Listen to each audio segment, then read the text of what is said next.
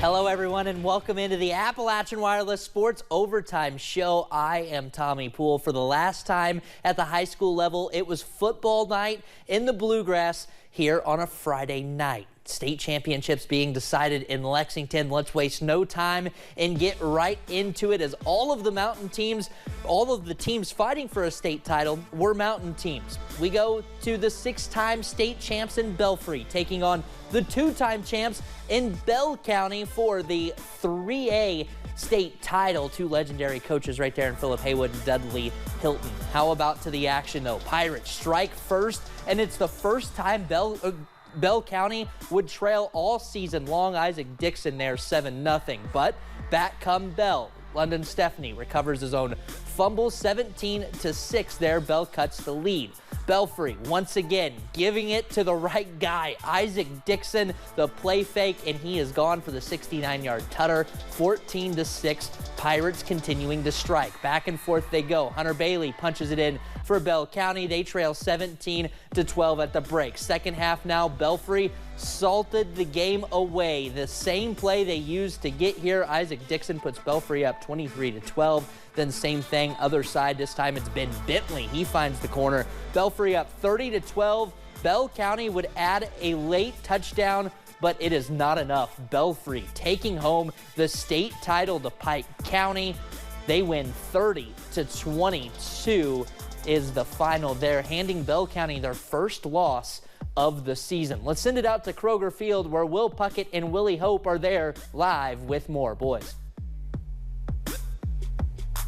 Tommy, hello, and Willie, we saw a lot take place on this field today. Absolutely. A whole lot of fun. We had 4 mountain teams, all mountain Friday. It was a whole heck of a lot of fun. 2 teams went home with state championships. Let's talk about 3A first. Yeah, 3A, it makes it a Pike County sweep. The Belfry Pirates bringing their 7th state title in 16 years back to Pond Creek, all on the legs of Isaac Dixon.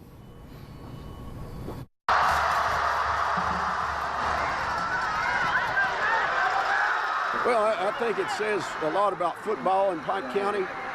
It says that we play a very good brand, and we're proud of being in that county. We're the county school. Of course, Pikeville's the city school, and I don't know if that happens too often, but that may be a unique thing, but we're happy for our area.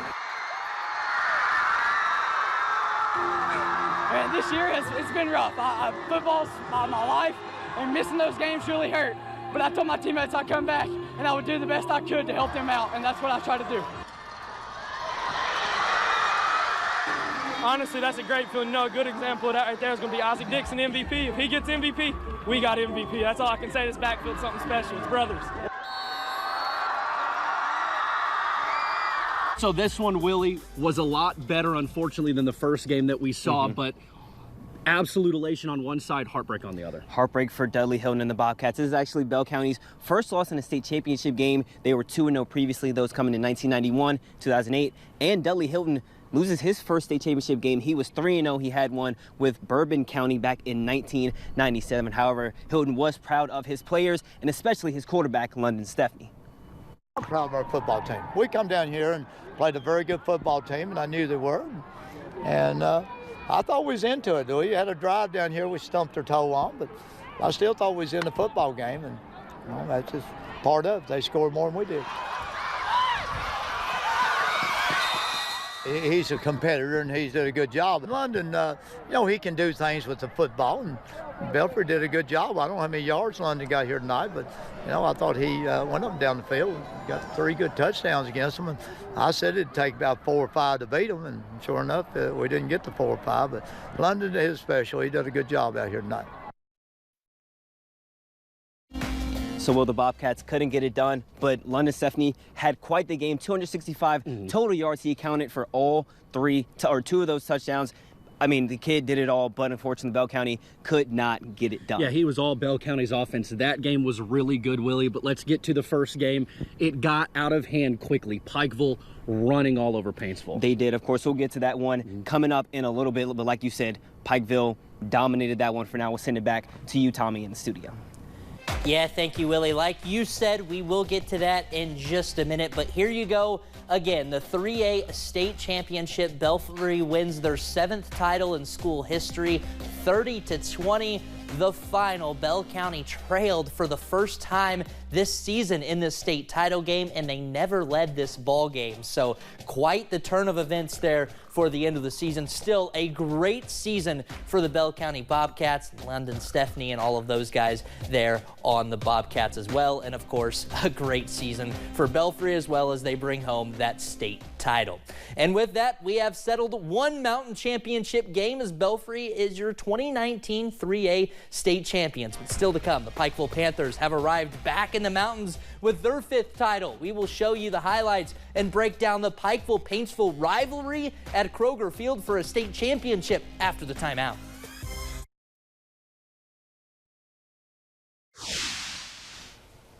Welcome back. Let's show you tonight's Fans in the Stands. Of course, it's all of the teams in the state tournament.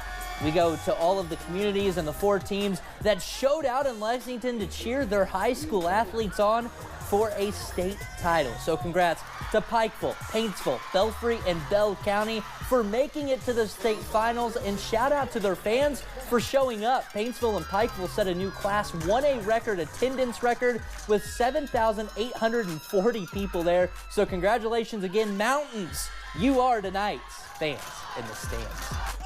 So let's go ahead and get right back into the action. What is better than just playing for a state title?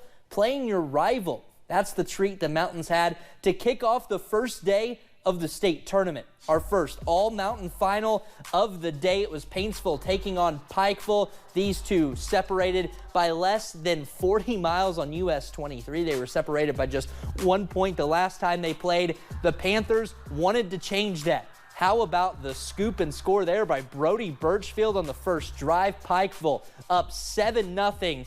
Just like that. Then the Panthers offense gets in on the party. Isaac McNamee finds Jackson Hensley, the Harvard commit, showing his speed too. He's into pay dirt. Panthers up 13-0. They keep it rolling through the air. McNamee finds Zach Lockhart all alone. Actually, this was the hurdle there. This one gets called back. So now it's McNamee going through the air right there, 21-0 with 2-point conversion.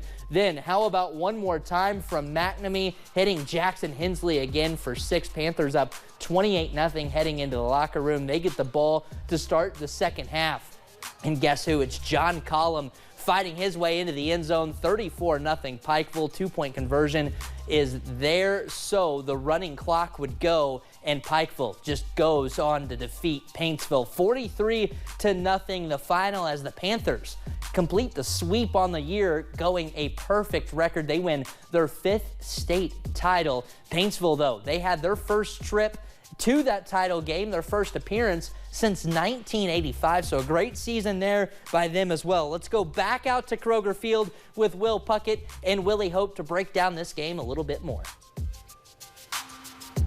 Welcome back to a chilly Kroger Field. Now on to CM Newton grounds. And Willie, this game really just got out of hand quick. 21 unanswered points from Pikeville alone in the first quarter, and it was all downhill from there for Paintsville.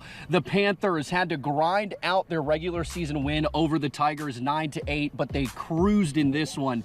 However, Coach Chris McNamee says that no matter who they beat, it feels just as sweet. It's good and bad. You know, they're a rival, and I guess you always want to beat your rival, but they've got a good team, and they've got a lot of those guys coming back next year. So I don't know. I don't know if it's not any more special. It's great just if you can get here and win. It's a special feeling regardless of the opponent.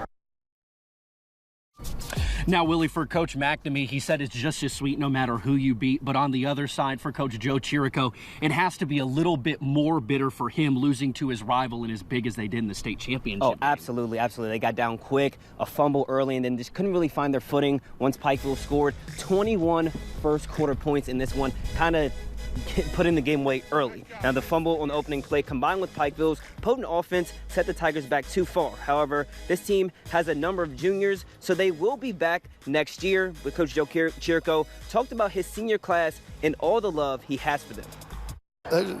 We got a bunch of juniors on this team and a great senior class that worked hard, and I'm proud of them.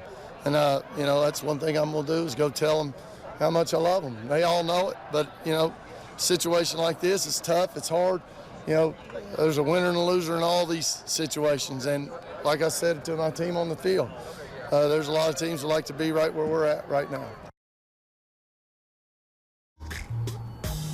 So will the Tigers finish the season 11-4, finish it where a lot of teams, only 12 teams in the state, get to finish at Kroger Field, but an unfortunate end for them. Yet, like Coach Chirico said, still have a lot of juniors back for next year. Yeah, a lot of juniors back for next year. And again, they watched Pikeville do it. They lost in the state championship game last year, came back this year and won it. So maybe Painesville can learn from what Pikeville did, come back and win it next year. Absolutely. Belfry, Bell County, 30-20. The Pirates take home their 7th in 16 years. Before that, in 1A, a lot of state championships. Before that, a lot of ring. Philip Haywood's on the second hand.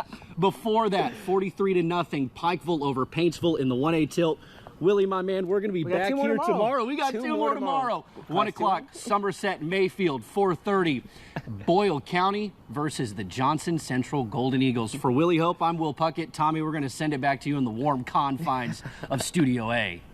Thank you, guys. Go back to the hotel room, relax. You guys did a heck of a job today. We'll see you again tomorrow. I'm sure you guys will do just as good then. So here it is. Pikeville goes on to defeat Paintsville. You just heard them talk about it, 43-0. You also heard them kind of talk about this. We'll get back into this a little bit later in the show. This is what you got set for tomorrow. Mayfield and Somerset kicking the day off at 1 p.m. Then Boyle County and Johnson Central at 4:30 to follow right there. The two unbeaten teams going head-to-head. So again, we'll get more into the high school football coverage for tomorrow a little bit later, but don't go anywhere. We will have some high school basketball action for you as Camille Gear makes her sports overtime debut. That's coming up after halftime.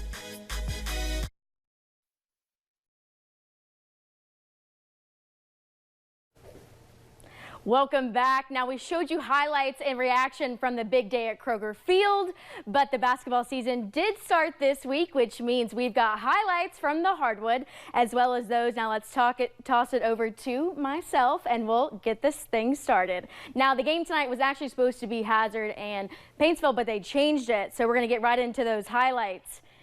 Now, first, we have our Appalachian Wireless Roundball preview show. We had that last night. Now, the Jaguars and Bulldogs meeting inside the Story Memorial Gymnasium. Now, we start with the Jags. Marcus Thacker gets the circus shot to roll in. Now, Thacker cannot get this one to drop, but his teammate Brandon Little is there for the putback. But Al Holland's crew was better on this night. Wade Belfry gets the Jimmy to fall. Now, the final for this one, Hazard's now 2-0, and they defeat Floyd Central. And like I said, that final is 82-55. And now game 2 for tonight, we feature the Perry Central Commodores and the Harlan County Black Bears. Now, for the Black Bears, it's Jacob Wilson gets by his man off the bounce, and his scoop goes in. Now, later, Perry's DeAndre Reed gets the theft. And how about this no-look dime to Cameron Fugit? That gets PCC on the board. Then Trent Noah pushes this one up the court, and he slices his way through the defense and gets the Tier 2 fall. Now the final for this one, Harlan 83, the Commodores 71. Next, in the 14th region, we have the Knott Central Patriots hosting the Estill Engineers, and this one was pretty low scoring. Now in the first, we've got Colby Napier takes this one straight to the house. Now Patriots up 5-4 for the Engineers. Colby Click drains that 3. And then the big man, Dylan Long, gets another one for Estill. Now Joe Benton here, the senior swings it to Dustin Beeler. And did you hear that? Swish. The 3 goes in pretty smooth. Now the Patriots get the ball back, but it's Benton again with a huge block. But Knott still leads 16-12. Now some good passing here by the Patriots, but the ball somehow finds its way in by Napier for another 2 points. Patriots lead 18-15 the half. Now the final for this one, Patriots 45, Engineers 38. And like I said earlier, this one was very low scoring. Next, we had the Lady Patriots hosting the Lady Owls. It's Lexi Lynch with the pass to Carly Smith, who's going to drain this 3, but the Owls still trail by 8. Then here's the Smith again. Now she's going to get this steal and put 2 more points on the board for the Owls. Now the final for this one, Owls 68. And our number 8 for our Alice Lloyd College Mountaintop 10, the Lady Patriots pull this one out with 76 points. Now, as we go to break, here's our Mountaintop 10 brought to you all season long by Alice Lloyd College. Stay with us. We'll be right back after this timeout.